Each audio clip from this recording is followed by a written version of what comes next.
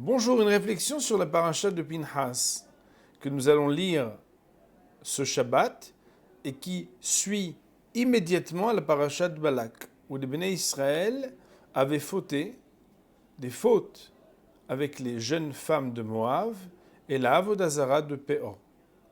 Voilà que le verset nous dit que Pinhas a détourné la colère divine qui aurait pu anéantir tout le peuple d'Israël. Et c'est comme ça que Akadosh Baruch Hu a préservé le peuple du châtiment. Et c'est pourquoi, nous dit le texte, Pinhas lachen ineni noteno et beriti shalom. C'est pourquoi je vais lui donner mon alliance, qui est l'alliance du shalom. En effet, Pinhas est celui qui reçoit la garantie de la paix.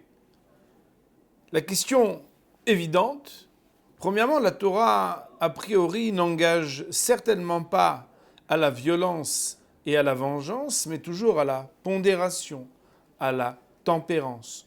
Comment comprendre que non seulement ici, le personnage phare de notre paracha est un homme qui a vengé, Kin'at Hashem, mais en plus, c'est celui qui va recevoir la bénédiction du shalom, qui représente a priori le contraire de la vengeance. D'ailleurs, ce questionnement pourrait être doublé, peut-être même triplé, puisque le Midrash va nous dire que Pinhas ou Eliaou. La personnalité de Pinhas, c'est la même âme que Eliaou Hanavi, le prophète Élie, que tout le monde connaît, puisqu'il est présent, entre autres, à toutes les circoncisions, les Brit Mila, mais aussi, c'est un être qui, au-delà de l'espace et du temps, intervient comme un agent spécial du Créateur pour apporter partout où il va le shalom, des missions de paix. Et voilà que Pinchas, lorsqu'il quitte ce monde, il est Eliaou, c'est-à-dire qu'au-delà des 120 ans qui sont donnés à chacun, Pinchas n'est pas mort. Pinchas est réincarné dans la personnalité de Eliaou Hanavi. Et là-bas aussi, il est une question, puisque Eliaou Hanavi, le prophète Élie, a dû à l'époque de Ahav, d'un roi d'Israël qui était impie et qui faisait fauter le peuple d'Israël, utiliser des moyens d'intimidation et de vengeance. Comme le verset le dit dans le livre des rois, dans la bouche d'Eliaou Hanavi, Kanoki netil Hashem. Vengez, j'ai vengé l'Éternel. De quoi parle-t-on? Vengeance et shalom, comment comprendre? Eh bien, si vous regardez cette semaine dans le Sefer Torah, lorsqu'il sera levé dans la Hagba'a, vous observerez que le mot shalom, dont on a parlé tout à l'heure, le mot shalom a une lettre plus petite que les autres. Et oui, voilà qu'au lieu qu'il soit écrit Shin, Lamed, Vav, même en grand, le Vav est Ktia, le Vav est réduit, comme s'il était écrit Shalem. Qu'est-ce que cela peut signifier? Bien, nos maîtres vont nous expliquer que Shalem, c'est l'intégrité. Et Shalom, c'est la paix, l'harmonie.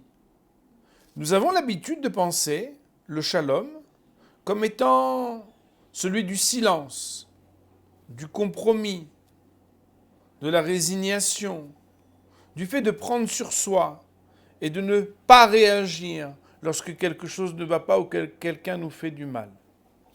Et en général, c'est vrai, nos maîtres vont dire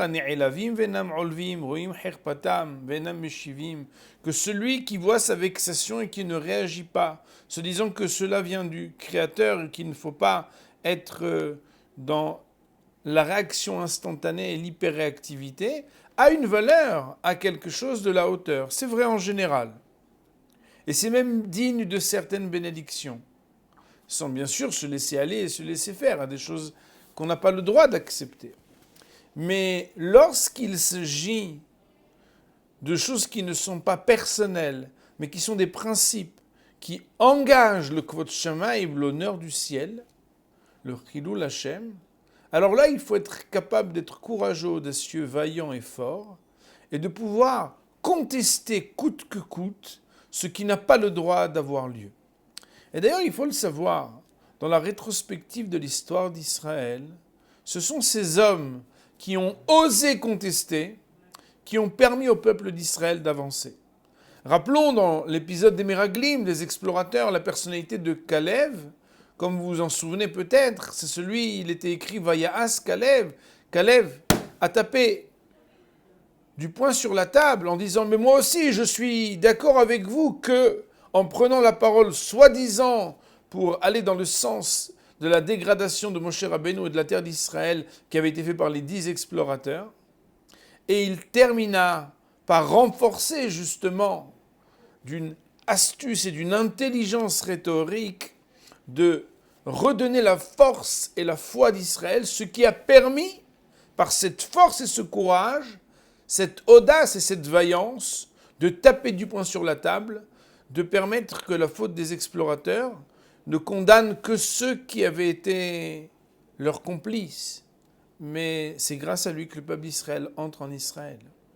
Le prophète Élie, c'est celui qui a pu rétablir la bonne royauté d'Israël et ne pas laisser un roi et son épouse, Ahav et Izével, amener le peuple à des choses qui étaient abominables.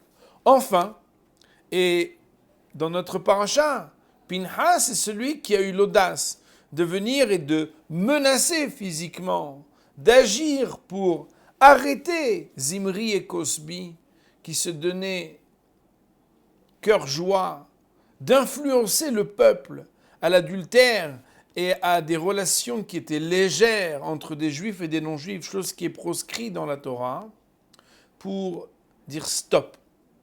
Et c'est par souci d'intégrité qu'il va avoir la bénédiction du shalom. C'est pour ça que le mot shalom est écrit avec un petit vav, pour dire que lorsqu'on a un souci d'intégrité, on ne doit pas seulement se taire et renoncer, rester silencieux et ne pas réagir. Car parfois, au nom de l'intégrité et non de l'intégrisme, au nom de l'intégrité des principes de la Torah, pas pour notre intérêt personnel ou politique, mais pour le kvod shamaim, l'honneur divin, il faut être capable de dire non, il faut être capable de refuser, de contester, et c'est ça qui amène le véritable shalom. Shabbat shalom.